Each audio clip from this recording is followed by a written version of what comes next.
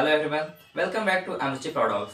आज इस वीडियो में हम लोग क्लास 10th की चैप्टर नंबर 1 मैथ की जो रियल नंबर्स है उसमें की एक बहुत ही फेमस क्वेश्चन को समझने का प्रयास करेंगे। अपना जो क्वेश्चन है वो इस तरह से रहेगी, जैसे prove that √3 is a irrational number. क्या है? √3 को हमको इरेशनल नंबर प्रूव करना है। तो ये जो क्वेश्चन है वो हर साल क्या होती है, एग्जाम में पूछी जाती है, चाहे सीबीएसई बोर्ड से हो या बिहार बोर्ड से हो या फिर किसी भी बोर्ड से हो। एनसीईआरटी के बेस पे ये क्वेश्चन आधारित है, तो हर साल ये क्वेश्चन क्या आती है, पूछी जाती है। तो हम लोग देखेंगे कि √3 जो है वो कैसे एक इरेशनल नंबर है। तो सबसे पहले हम लोग क्या करेंगे, अब इसका प्रूफ देखेंगे। प्रूफ क्या है? Consider √3 is a rational numbers. Okay, क्या करेंगे हम लोग, क्या कर लेते हैं कि √3 जो है उसको रेशनल नंबर हम लोग कंसीडर कर लेते हैं, मान लेते हैं। Then it can be written as, जब √3 को हम लोग क्या करेंगे, रेशनल नंबर्स कंसीडर करेंगे, तो √3 को p/q के रूप में हम लोग लिख सकते हैं। यानी कि स्पष्ट रूप से क्या कर सकते हैं कि √3 जो है वो p/q के बराबर है ना। यानी कि हम लोग क्या मान लिए उसको, √3 जो है रेशनल नंबर। तो रेशनल नंबर क्या होता है? The rational numbers is form of the p/q। Okay, rational number क्या होता है? p/q के फॉर्म में होता है। यहाँ हम लोग देखेंगे where p and q are integers, जहां पर p और q क्या है, इंटीजर्स है, और q does not equal 0, q जो है वो कभी भी 0 के बराबर नहीं होती है। फिर देखेंगे यहाँ p एंड q आर को प्राइम नंबर्स। क्या होती है? p एंड q जो होती है वो क्या होती है, को प्राइम नंबर्स होती है। जस्ट इसके बाद हम लोग देखेंगे जो एज्यूमिंग किए हुए हैं उसका हम क्या कर लेंगे, स्क्वायरिंग कर लेंगे both side. Now squaring both sides क्या करते हैं, √3 इज इक्वल्स टू p/q को हम लोग क्या कर लेते हैं, बोथ साइड स्क्वायर कर लेते हैं, दोनों साइड में स्क्वायर कर लेते हैं। देखो √3 का square is equals to p/q का होल स्क्वायर। ओके, जब स्क्वायर करते हैं तो क्या होता है कि √3 जो है, ये √3 जो है क्या होता है, स्क्वायर से कैंसिल हो जाता है। दैट इज रूट जो होता है स्क्वायर से क्या होता है, कैंसिल हो जाता है। यहाँ बचती है p²/q²। जब स्क्वायर तो दोनों पर क्या हो जाती है, स्क्वायर आ जाती है, दोनों बार क्या होती है, दो बार मल्टीप्लाई हो जाती है। इसलिए हम लोग इसको लिख सकते हैं p² is equals to 3q²। कैसे? जब हम इसको क्रॉस मल्टीपल करेंगे, क्या करेंगे, क्रॉस मल्टीपल करेंगे, तो यहाँ पर 1 छिपा रहता है। क्या होता है, जैसे यहाँ पर क्या रहता है, 1 छिपा रहता है। इसको ऐसे गुना करेंगे और इसको ऐसे गुना करेंगे, ठीक है। तो जब p² को 1 से गुना करेंगे तो p² ही होगा, और q² है, इसको 3 से गुना करेंगे तो क्या हो जाएगा, 3 से मल्टीप्लाई करेंगे तो 3q² हो जाएगा। इसलिए इस टर्म को हम लोग यहाँ पर क्या कर लिए है, p² 3q² ले लिए है। इसको इक्वेशन 1 कंसीडर कर लेते हैं। क्या कर लेते हैं, इसको इक्वेशन 1 कंसीडर कर लेते हैं। आगे हम लोग देखेंगे p²/3 is equals to q²। देखो ये जो टर्म से ये कैसे आया है, यानी कि ये 3 जो है ये इधर में क्या है, मल्टीप्लाई में है। इस साइड में क्या है, राइट हैंड साइड में मल्टीप्लाई में है। जैसे इसको लेफ्ट हैंड साइड में लाएंगे तो क्या हो जाएगा, मल्टीप्लाई से लेफ्ट हैंड साइड में आएगा तो क्या हो जाएगा, डिवाइड हो जाएगा। सो हम लोग इसको लिख सकते हैं p²/3 is equals to q²। ठीक है, क्या कर सकते हैं, p²/3 is equals to q²। Okay, where p² is divisible by 3। देखो यहाँ पर क्या है, p² किससे डिविजिबल है, p² जो है वो 3 से डिविजिबल है। p² किससे डिविजिबल है, 3 से डिविजिबल है। तो क्या p² 3 से जब डिविजिबल है तो p भी तो 3 से डिविजिबल हो सकता है। Therefore p is also divisible by 3। देखो यहाँ पर क्या होता है, मान के चलो कि p² 3 से डिविजिबल है ना। p² कितना से डिविजिबल है, 3 से। यहाँ हम देखेंगे p² का मतलब क्या होता है, p इंटू p/3। अगर इस कंडीशन को एक टर्म्स और आगे बढ़ाएंगे तो क्या हो सकता है, p/3 इंटू p/3। देखो इस तरह से हम लोग कर सकते हैं। तो अगर मतलब क्या होता है, अगर हम लोग p को 2 टर्म्स से कर देते हैं तो इसका भी 3 हो जाता है, कॉमा p इसका भी 3 हो जाता है, ठीक है ना, p/3।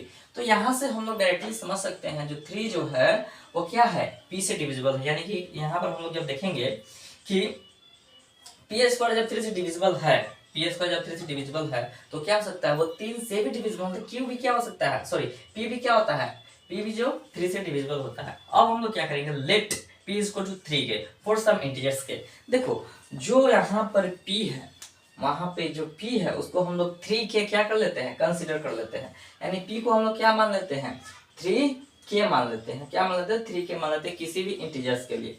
तो क्या करेंगे, इस p इक्वल टू 3 को वैल्यू रखेंगे, है ना। वैल्यू क्या करेंगे, पुट करेंगे, putting the value of p in equation 1। Now we get, क्या करते हैं, जो p इक्वल टू 3 के है उसको इक्वेशन 1 में हम लोग पुट करेंगे। तो इक्वेशन 1 कितना है, p², दैट इज p² के बदले क्या कर देंगे, यहाँ पर p क्या है, t इक्वल टू 3 है ना, तो 3k का क्या करेंगे, स्क्वायर करेंगे, यहाँ का स्क्वायर यहाँ आ जाएगा, is equal to 3 sorry is equal to equation का क्या है, इक्वेशन 1 का यहाँ हो गया 3q स्क्वायर, यहाँ पर लिख सकते हैं 3q स्क्वायर, यानी कि जब पुटिंग मतलब कर देंगे, वैल्यू को पुटिंग कर देंगे इक्वेशन 1 में, तो क्या हो जाएगा 3k square equal to 3q square. Okay, जब इसको हम लोग मल्टीप्लाई करेंगे, इसका स्क्वायर करेंगे तो क्या हो जाएगा 3 3 9 और k स्क्वायर, 3 3 9 और k स्क्वायर, k जो होता है 2 बार मल्टीप्लाई होता है तो क्या होता है k स्क्वायर होता है। यहाँ पर हम लोग देखेंगे कि 3q स्क्वायर होता है, जैसे का तैसे इस साइड का जो भी नंबर है उसको जैसे का तैसे हम लोग लिख सकते हैं।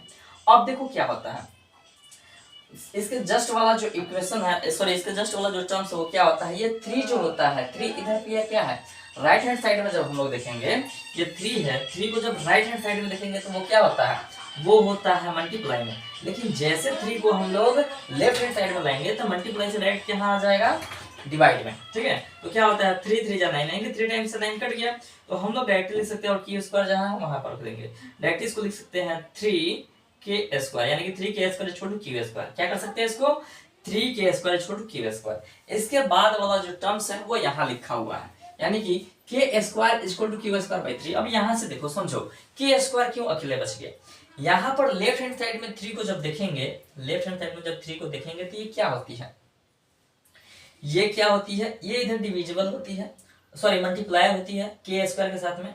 जब इसको राइट हैंड साइड में ले जाएंगे तो वो क्या हो जाएगा, 3 जो है राइट हैंड साइड में जाकर क्या हो जाता है, ये डिवाइड हो जाता है, यानी कि क्या करता है q स्क्वायर को 3 से डिवाइड करता है।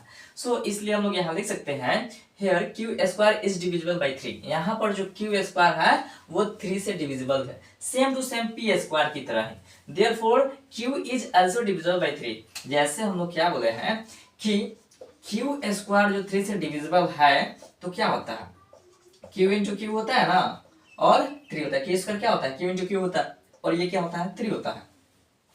तो बाय मतलब पार्टिकुलर केस में देखेंगे तो क्या होता है q 3 से डिवाइड, मतलब q को क्या करता है 3 डिवाइड करता है, फिर अगले q को भी क्या करता है 3 डिवाइड करता है, इसलिए हम लोग कह सकते हैं कि there q is also divisible by 3, जो q है वो 3 से डिवाइड होती है। अब नाउ इसके बाद वाला जो कंट्राडिक्शन उसको देखेंगे, from equation 1 and 2 p and q both are divisible by 3। यहाँ पर जब देखेंगे यानी कि पूरे इस कैलकुलेशन को देखेंगे तो p और q दोनों क्या होता है 3 से डिविजिबल होता है। यहाँ पर देखेंगे p जो है वो क्या है 3 से डिविजिबल है, और यहाँ पर देखेंगे जो q है वो कितना से डिविजिबल है 3 से डिविजिबल है।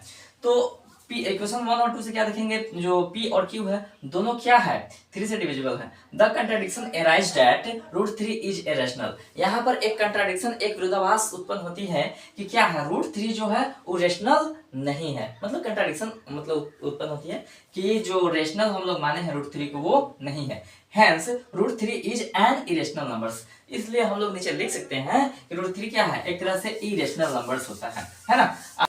तो इस तरीके से क्या होती है कि जो √3 होती है वो क्या होती है रेशनल नंबर्स नहीं होती है, वो क्या होती है इरेशनल नंबर्स होती है।